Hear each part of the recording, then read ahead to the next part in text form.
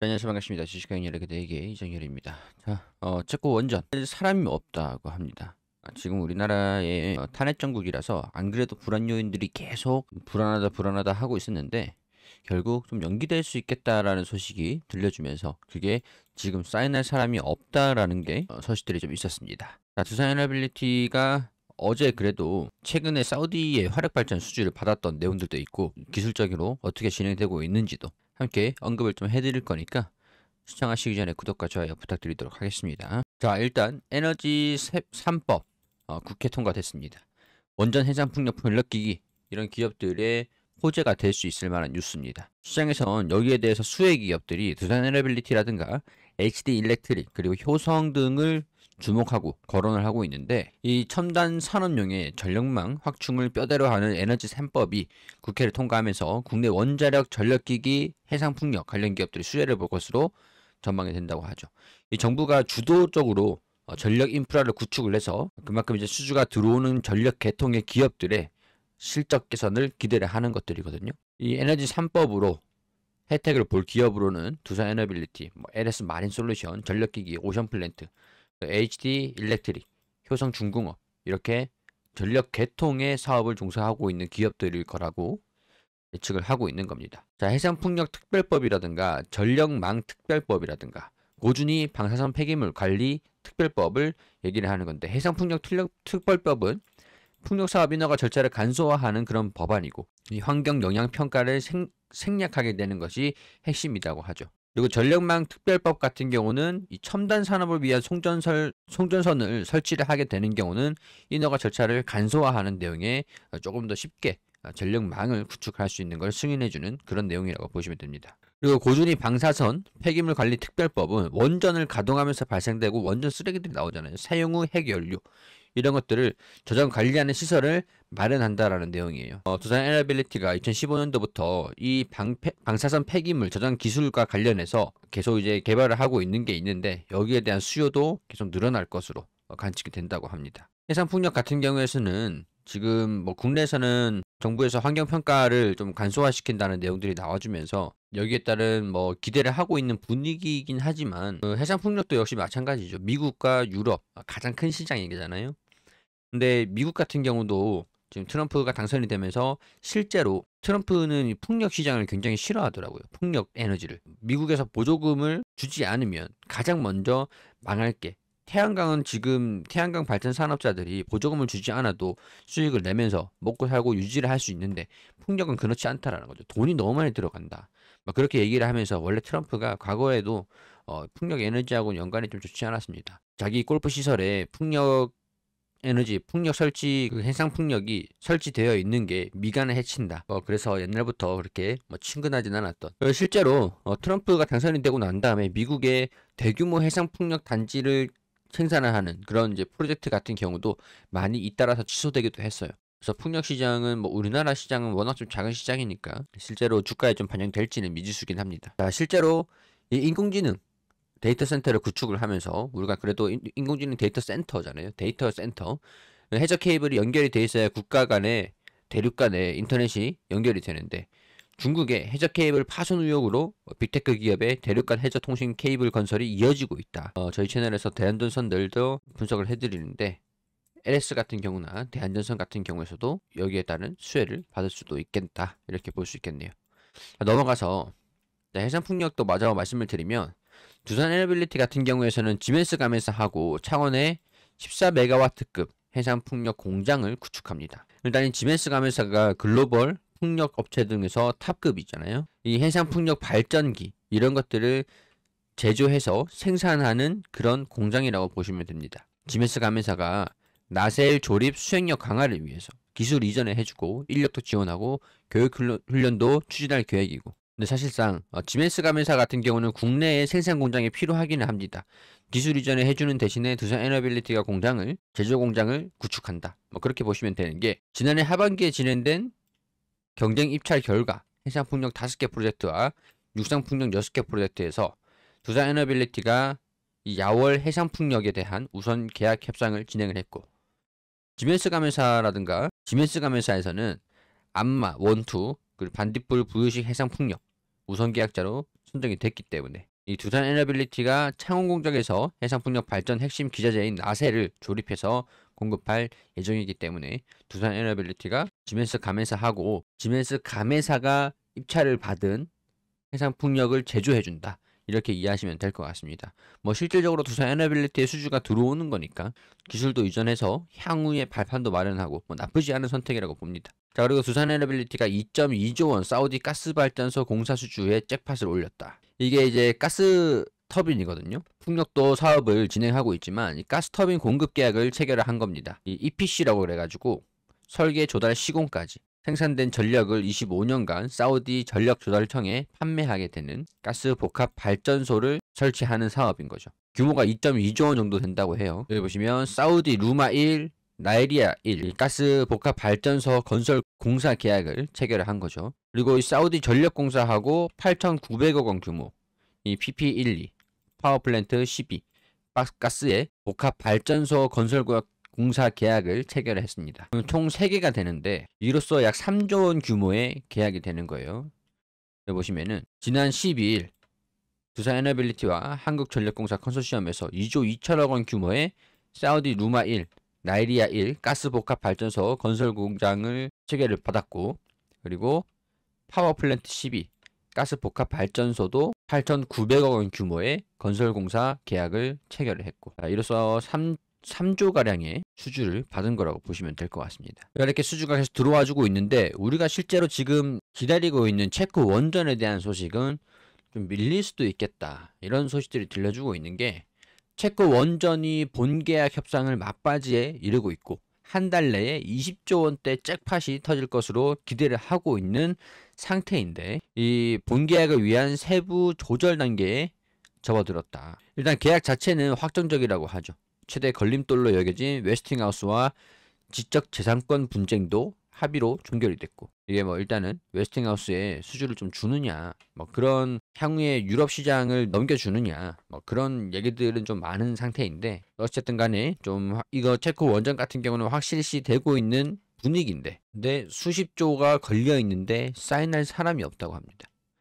체코에서는 역사상 최대 투자다 이렇게 자랑을 하고 있는데, 국내에서는 혼란스러운 정국 때문에 계약이 좀 미뤄질 수도 있다. 아랍 원전 수주를 했을 때는 이명박 전 대통령이 직접 나가서 서명을 하기도 했습니다. 근데 체코에서 수십 조를 들여가지고 원전 계약을 체결을 하는데 뭐 그 방안을 해서 한 나라의 대통령이 방안을 해가지고 이게 외교적인 결례가 되지 않는 선에서 매스컴에서도 계속 보도를 할 건데 그림은 좀 그렇잖아요. 그렇다고 탄핵될 대통령을 세울 수는 없는 거고 탄핵이 될지 안 될지도 모르는 거고 전국이 조금 혼란스럽다 보니까 아무래도 제 생각에서도 이게 국정이 좀 정리가 되면 발표가 나지 않을까. 물론 이제 한수원은 계약에는 문제가 없다라고 하지만 이거는 뭐 외교적인 문제가 아닐까 그런 생각들이 들죠.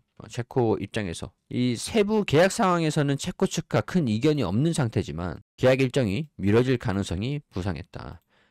비상계엄 이후에 한국 정치 상황을 주시하면서 계약을 조금 미뤄가지고 하는 게 어떻겠냐. 체코의 일간지에 한수원 체코 원전 사업 처장이 인터뷰를 했습니다. 여기에서 3월 31일까지 계약 체결을 미룰 수 있는가? 그러니까 여기 이 내용에서 알 수 있는 거는 3월 31일 이전에 발표할 걸로 계획이 되어 있는 것 같은데 일단은 협상이 최종 단계에 있다는 점은 확실하게 말씀드릴 수는 있겠지만 구체적인 계약 체결 날짜에 대해서는 아직 확답을 드릴 수는 없다. 지난달 13일 체코 일간에 최종 계약이 연기될 수 있다라고 보도가 되기도 했습니다. 왜냐면 일단 정부 체코 입장에서도 그게 좀 중요한 것 같아요. 우리나라 국힘 같은 경우는 원전 수출을 적극적으로 지지를 했었죠. 윤 대통령이 한국의 원전 수출을 적극적으로 지지를 했던 인물 중에 한 명이고 실제로 그렇게 진행이 됐었으니까. 근데 민주당 같은 경우는 탈원전을 추진을 했었던 정당이기도 하고 지금 이제 탄핵이 돼버리고 탈원전으로 다시 정책이 회귀를 해버리며 체코 입장에서는 이게 원전 계약을 하기 전에 계약을 하고 난 다음에 착수하게 들어가면 또 다른 문제긴 하지만 계약을 체결을 하기 전에 장애물이 될 수 있다고 판단을 하는 거죠. 이 원전이라는 것 자체가 원전 사업이라는 것 자체가 정부 대 정부 사업이잖아요. 그러니까 정부가 세일즈를 해서 정부가 수주를 받고 정부가 관리를 해주는 그런 보증을 해주는 그런 산업이기 때문에 이게 대통령이 원전 사업 계약을 서명식을 하는 게 중요하기도 합니다. 조금 늦어지더라도 4월 초까지는 최종 계약이 이루어질 것으로 기대한다고 하지만 이게 또 어떻게 될지는 또 지켜볼 필요가 있을 것 같아요. 일단은 계약이 체결이 되면 팀코리아가 두코바니 5, 6호기에 대한 건설을 맡게 되고 36년까지 원전의 상업 운전을 목표로 하는 총 사업비만 24조 원에 이르게 됩니다. 일단은 늦어도 3월 1일에서 4월 초까지는 체결을 할 수 있다고 보는 건데, 여기 수익성에 대한 부분들도 문제가 좀 되고 있는 게, 전체 공사비가 24조 원 중에서 체코 기업들이 14조 상단의 계약을 체결한다는 의미라는 점을 적극적으로 홍보하고 있기 때문에 이 원전을 수주를 한 것에 대비해서 원전 부품을 공급할 수 있는 현지 기업이 200곳의 리스트를 뽑고 있다. 우리나라 기업들이 많이 참여할 수 있을까? 한국 협력사들의 공급 비중이 줄어들까봐 긴장하고 있다. 그런 소식들도 계속 이어지고 있는 상태입니다. 자, 일단은 두산 에너빌리티 입장에서는 목표 수준은 거의 다 채워지고 있는 분위기예요. 그래서 매출액과 영업이익에 대한 전망치도 나쁘진 않습니다. 하지만 우리 원전 부품사라고 할 수 있는 우리 기술 같은 기업들, 이거 원전 제어 시스템을 공급하는 기업들 같은 경우는 비중이 조금 줄어들 수는 있겠다. 이런 우려가 번질 수는 있겠죠. 한전 KPS 같은 경우에서는 한국전력의 자회사이기 때문에 이 해외 원전 기술 수출을 하기 위해서도 참여하는 기업 중에 한 곳이 될 거고, 한전기술 같은 경우에도 원자력 발전소 종합 설계를 하든가 원자력 개통 설계 기술을 보유하고 있기 때문에 한전의 계열사로서 참여를 할 거로 보고 있는 상태고, 그래서 우리 기술 같은 기업들은 수급이 조금 안 좋게 진행이 되고 있는 것 같습니다. 한전기술 같은 경우에는 외국인들이 주가가 떨어지고 있다고 하더라도 지속적으로 관심들 보여주고 있는 걸로 보이고, 한전 KPS도 기관이나 금융투자, 연기금에서 강하게 순매수가 들어와주고 있는 상태고, 두산 에너빌리티도 수급이 개선되기 시작한 모습을 보여주고 있고요. 기술적으로 봤을 때도 이때가 이제 쌍봉이기도 하거든요. 그래서 지금 차익 실현을 보여줬던 단계가 여기에 3만원 수준에서 차익 실현이 나와주고 있는 상태였고, 지지 구간이 22,500원 그리고 현 부근이에요. 그래서 이 부근에서 지지를 받아주면서 여기에 반등이 나와줄지가 굉장히 좀 중요한데, 지금 구간에서 일단 이탈하지 않고 버텨주는 모습을 보여주길 바라야 되는 상태고, 하단에 61선이 이렇게 올라오고 있는 상태입니다. 61선 하락한다면 23,000원, 24,000원 이 부분에서 지지 여부들, 61선의 지지 구간, 지지 여부들을 체크를 해보자는 말씀을 드리는 거고, 현 부분에서 이탈하지 않고 계속 행보하는 모습들을 보여주면 우리 3월 말까지 있죠. 여기 3월 말에 61선이 올라오면서 지지를 받고 27,000원 흐름들 그리고 3만원 부근들 돌파하려는 모습들이 나와주는지 체크를 할 필요가 있을 것 같아요. 저는 개인적으로 이 구간들을 이탈하지 않고 행보를 하면서 숨고르기를 거친 이후에 좀 돌파 시도가 나오지 않을까 이렇게 좀 보고 있는 상태이긴 합니다. 두산 에너빌리티 같은 경우에는 꼭 원전이 아니더라도 지금 수주를 받은 것들이 점점 많아지고 있는 상태이기 때문에 원전이 아니더라도 기초 체력 자체는 좀 높아지고 있는 상태예요. 예전에 제가 원전이 아니더라도 기초 체력이 높아지길 바라야 되기 때문에 장기적으로 시간은 필요할 거다. 그런 말씀을 드린 적이 있었거든요. 당시 한 2년 전인가 그랬을 겁니다. 지금 상태는 뭐 가스터빈도 그렇고 뭐 풍력은 일단은 뭐 예외를 치고 뭐 플랜트 사업 같은 것도 넘사벽이고 수익성 자체가 많이 체력이 건강해져 있는 상태이기 때문에 원전이 아니더라도 가스터빈만 잘 되면 돼요. 수익성은 좀 비슷하거든요. 금액도 비슷하고 대형 수주, 대형 프로젝트가 들어올 수 있는 그런 프로젝트인 거잖아요. 장기적으로도 계속 긍정적인 모습들을 보여주지 않을까 그런 생각들이 좀 들면서 향후에 한 2년 뒤쯤에는 6만원 부근까지도 오는 날이 오지 않을까 그렇게 좀 말씀을 드리고 싶습니다. 자, 오늘 우리 무료방에서는 오늘 상한가를 기록을 했죠. 자, 9시 반 여기 보시면 우리 9시 반에 동양철관을 890원 전후로 무료 추천주로 나갔던 거예요. 보네스트 투자 자문에서 9시 전후로. 근데 오늘 움직임을 보면 이때 9시 전후 9시 10분쯤 890원 전후로 이때 종목을 추천드린 이후에 오늘 29%가 올라갔습니다. 890원이던 게 1119원까지 상한가를 기록하면서 마무리가 됐어요. 자, 대략적으로 한 24%가 올라갔거든요. 24년에 흑자전환이 성공됐고 재생에너지 그리고 미국의 알래스카 천연가스관 이 사업으로 투자 심리가 개선이 된다. 이런 것들도 정확하게 말씀을 드리면서 오늘 역대급 거래량이 동반되면서 상한가를 기록했습니다. 자, 우리 카톡방에 들어와 계신 분들은 이렇게 적극적으로 참여하고 계시기 때문에 이게 또 9시 20분 사자마자 바로 이렇게 아침부터 좋은 수익으로 출발을 했죠. 이런 식으로 많은 분들이 이렇게 카톡방에 참여하셔가지고 대화하시면서 함께하고 계십니다. 여기 카톡방을 운영하는 곳은 우리 주식가입률을 그대에게 하고 같이 협업을 하는 보넥스트 투자 자문인데, 이 보넥스트 투자 자문은 제도권 금융회사입니다. 금융감독원이랑 금융위원회 관리감독을 받고 있는 기업이기도 하고요. 제도권 금융회사이기 때문에 투자 자문이 가능합니다. 여러분들이 가지고 있는 종목들 불안하시다 하시면은 여기 오셔서 도움을 받으시면 되세요. 투자 에너빌리티 말고도 가지고 있는 종목들 중에서 아픈 손가락들이 있을 거잖아요. 그런 것들도 도움을 다 받으시면 됩니다. 자, 제가 복귀하면서 여러분들께 어떤 혜택을 드릴까 고민을 굉장히 많이 했습니다. 그래서 제가 만든 검색식을 무료로 드리고 있는데, 자, 검색식도 이렇게 검증 결과를 확인할 수가 있는데, 써니전자, 코나아이 12월 4일에 검색이 되고 나서 3개월 이내에 최고 기간 수익률이 70% 60%가 됩니다. 12월 4일이죠. 자, 이날입니다. 이날 12월 4일에 검색이 되고 3,235원까지 급등을 해서, 자, 이런 식으로 70% 가량이 상승을 했죠. 그리고 코나아이 12월 4일에 검색이 되고 이날 검색이 됐으니까 이렇게 뭐 80% 가량이 상승을 했죠. 자, 이 검색식 같은 경우는 우리가 현실적으로 모든 상장되어 있는 모든 종목들을 전부 다 검색을 하고 찾아보고 차트 보고 재무 보고 어떤 사업하고 있는지 분석하고 그걸 확인하기가 어렵습니다.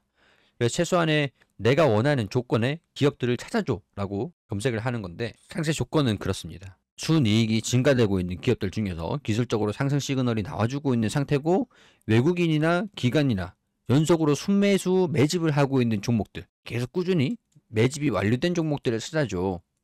그 종목들 중에서 이제 상승 신호가 나와줬을 때 나한테 알려줘. 그렇게 되면 이렇게 종목들이 나오게 되거든요.